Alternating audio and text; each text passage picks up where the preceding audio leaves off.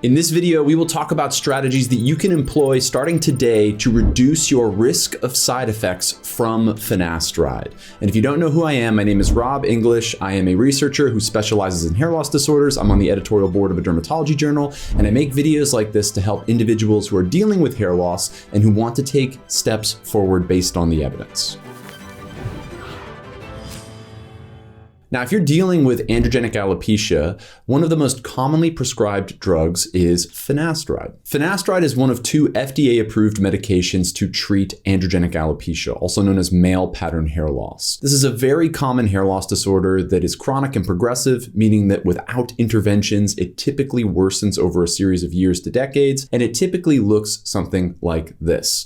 And it's driven predominantly by interactions between our genes and hormones, and in specific, a hormone known as dihydrotestosterone, or DHT. Finasteride works by inhibiting an enzyme that converts free testosterone into DHT, and at therapeutic doses can typically lower that hormone by about 60 to 70%. And clinical studies show that this can slow, stop, or partially reverse hair thinning in about 80 to 90% of the men who try it. It works not just in the short term, over 6 to 12 months, but also 2, 5, even 10-year studies show that this drug's impact on your hair maintenance is very strong, which is why it's often recommended as a frontline therapeutic for androgenic alopecia. However, there are side effects, and depending on the clinical study that you cite, those side effects can range from less than 1% all the way to 40% of people impacted by taking this medication. It all depends on the quality of the study, your definition of side effect,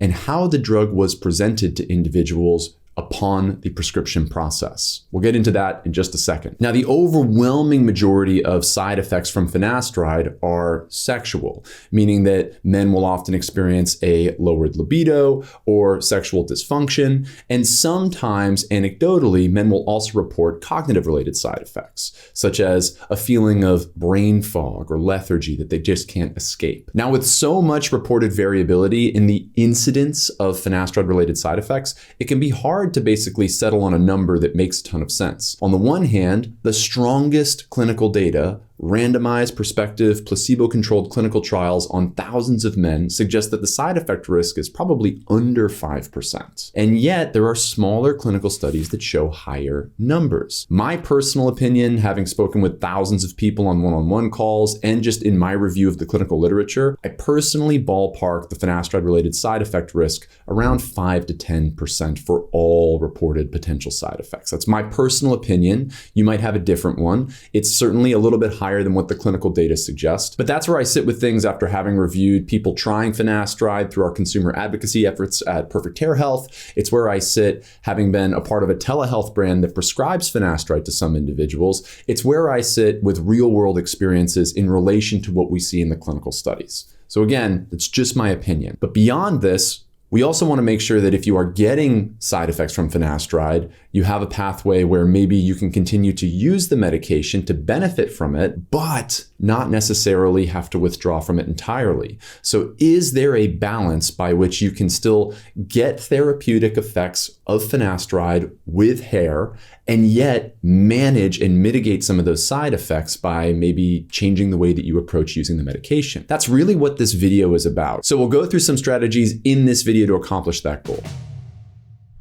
Now, number one is probably the most obvious. If you're concerned about finasteride-related side effects, or if you're getting them and you don't want them at all, the easiest way to eliminate those side effects is to just never take finasteride in the first place or to stop taking it entirely. It's always important to keep in mind that hair loss, and in specific androgenic alopecia, it's a cosmetic condition. That means you get to make the choice as to whether you want to treat it or not treat it. It's not a health ailment indicative that something is actually wrong with you. Now, I emphasize that because there are risks with everything in life. That includes trying to treat hair loss and opting into drugs that might cause side effects, but also things as simple as driving a motor vehicle. In the United States, when we look at actuary data demonstrating how people died every single year, 1 out of 102 deaths are caused by an all motor vehicle accident. Now, you could technically eliminate that risk entirely by never going outside, never getting into a motor vehicle, never driving down the road, never being a passenger in one. And yet, that would come at a significant trade-off to the quality of your life. but it would remove that risk. Likewise, using medications like finasteride can help to stabilize your hair loss and even get substantial hair regrowth in many cases. But it too comes with risks. And these are trade-offs that we make in life. And when we make trade-offs in relationship to cosmetic conditions, we need to be fully informed as to the side effects of finasteride and what it can actually pose to our health long-term. Now, the clinical data show that the side effects are very rare, but if you choose not to use the drug, there are other options that you can keep in mind. There's topical minoxidil enhanced with retinoic acid. We have tons of videos about this stuff on our channel. You can go through our How to Fix Hair Loss in Men video to understand the trade-offs between evidence quality, regrowth potential, long-term safety of all the top-tiered options from a pharmaceutical perspective, and then also from a non-pharmaceutical perspective. So go check out that video and know that finasteride is not your only option. It just happens to be the one that most reliably and most consistently produces the biggest hair gains. And with respect to some controversial topics like Post-Finasteride Syndrome, this concern that side effects can continue even after withdrawing from the medication for a small number of people. We have written articles about this. We understand it's a contentious topic and that there's a debate between urologists and dermatologists as to its existence. My personal opinions on this can be listed in our Post-Finasteride article, and I'll link that below. But really what I want to emphasize here is that you get to make the choice to treat your hair loss, and it's also okay to make the choice not to do that if you prefer. Again, there are trade-offs with everything, and so your option to avoid finasteride also avoids the side effects potentially associated with the medication. Now, barring that you don't take that choice and instead you opt in for this medication, I'll break down how to manage those side effects, if you get any at all, based off of how severe they are. So we'll start with mild related side effects, and then we will move to more moderate to severe related side effects. Okay, so if you are on finasteride and you're getting mild sexual or cognitive related side effects, here is a strategy that you might want to employ with your doctor's guidance. The first strategy is that if these side effects truly are mild, when we look at the clinical data on drugs that are more powerful than finasteride, like Dutasteride, a drug that reduces upwards of 90% or more of that hormone DHT, of the individuals who report mild side effects at the start of a study, within 3 to 6 months, 50% of those people see those side effects go away entirely with continued use. And the same effect is reported in many finasteride-related studies. So about half the time when somebody gets mild side effects from finasteride, those side effects at months 3 to 6 go away entirely as the body adjusts to the medication. So there is a coin toss odd here that you might actually have the side effects just go away if they're mild with continued use. If that doesn't work for you, you can employ mild dose titrations. So instead of taking 1 milligram of finasteride every single day, studies show that you can reduce almost as much DHT with just 0.2 milligrams of finasteride every single day. And if you had 1 milligram pills, you could cut those in half and then take just a half milligram Monday, Wednesday, Friday, and you're basically approximating that lower dosing profile while still getting the majority of benefit of DHT reductions. Now, this is an option for you, and according to some studies, it might directionally lower your risk of side effects, but not by a significant margin. And yet there are hair count declines when you go from 1 milligram to 0.2 milligrams daily that are statistically significant. We'll link you to an article about this. I'll share it below. But in general, what I actually think is happening here is that when someone goes from 1 milligram of finasteride down to a lower dose that's still oral, I think that 2 things are happening. First, they're actually following that trajectory of their body adjusting to the medication. So I think that some of those side effects that otherwise would have resolved for the group that made that dose titration, they're actually experiencing that resolution of side effects like we see with people who just continue the 1 milligram dose. And yet they now falsely attribute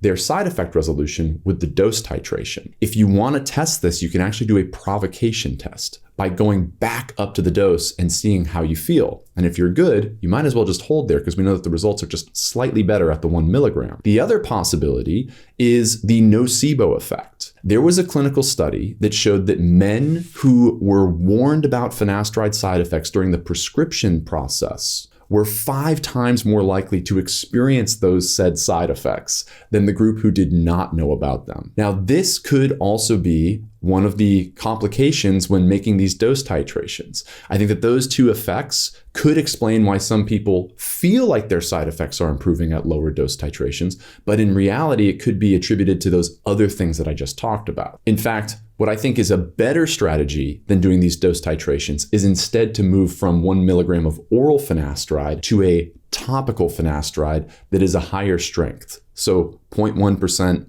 all the way up to 0.3%. Now, clinical studies show that topical finasteride at that higher strength that I just outlined, it will go systemic and it will have an impact on blood DHT levels. However, there was a study that showed that at upwards of 1 milligram of exposure of finasteride topically, yes, we saw significant serum DHT declines. That's a proxy for systemic absorption of the medication. However, unbound finasteride found in the bloodstream was just 1/100th to 1/200th the level that you would see while taking the oral medication. Now, this is important because we can kind of think of blood DHT as the canary in the coal mine for systemic effects from any topical finasteride. And of course, we want to mitigate those as best as possible if you're dealing with side effects. But the real thing that we need to watch out for is not necessarily blood drops in DHT, it's DHT drops in other organ sites. The brain, the eyes, the testes. And the only way that finasteride can substantially lower DHT levels in those areas is that unbound finasteride has to travel through the bloodstream and then get deposited in those tissue sites. And it seems as though this happens at a rate that's orders of magnitude less with these higher strength topicals than with the oral formulations. And for this reason, it seems like meta-analyses are now showing that topical finasteride side effect reports are much lower than that of the oral medications.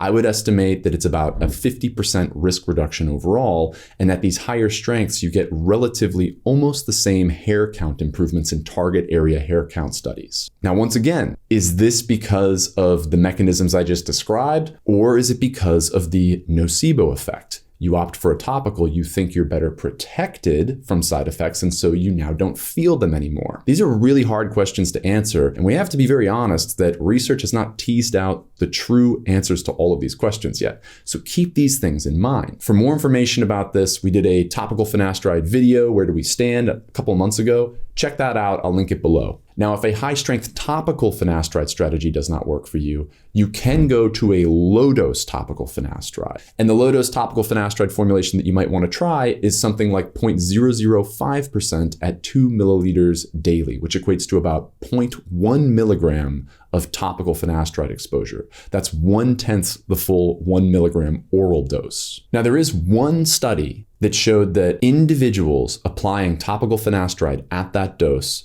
had a localized effect of the medication, meaning they saw no blood DHT changes. And on top of that, they saw improvements to hair parameters. We've made a lot of videos on this. I'll link them below. But in general, that one clinical study shows a lot of promise. However, in real world settings, when we track members who use these formulations of topical finasteride, it seems that about 50% of them also can emulate the results of that study with respect to serum DHT declines. They don't see any, but the other 50% do see mild and sometimes moderate serum DHT declines. So what this tells us is that we can't take that one clinical study as gospel. Of course, there's going to be more variability in the real world, so just keep this in mind. It's not as though 100% of people trying that low dose are going to see 100% localization of the medication. And I do believe that relative to the higher strength topical finasterides, these lower strengths don't come with the same punch with respect to regrowth. So with that better protection to side effect reduction, I do think that you also now have more of a loss in hair regrowth capacity,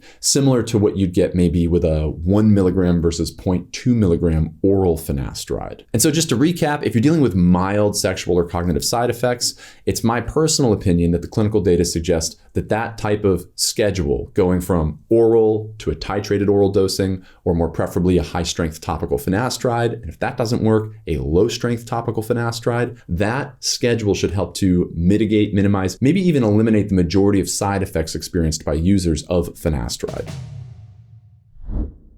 But what if you're dealing with more moderate to severe side effects with your finasteride use? What if you have severe sexual dysfunction or significant mood changes? Or what if you're developing some of the rarer side effects of finasteride, such as gynecomastia or the growth of male breast tissue? These types of things often require a more assertive schedule for side effect mitigation. And of course, before you try any of this, you need to talk to your doctor about everything. But here's my general opinion on what makes a lot of sense based on the clinical literature. First, if this is happening, I generally don't see a lot of people with moderate to severe side effects pushing through and then seeing those side effects go away. Yes, with mild cases of side effects, those seem to resolve in about 50% of cases. With moderate to severe side effects, it's just not happening at that rate. They might diminish a little bit, but in general, you need to be more aggressive in the ways that you target them. So if you don't stop finasteride entirely, you might want to immediately switch to a low-dose topical finasteride formulation. That's going to come with an efficacy drop-off relative to the oral finasteride, in my opinion,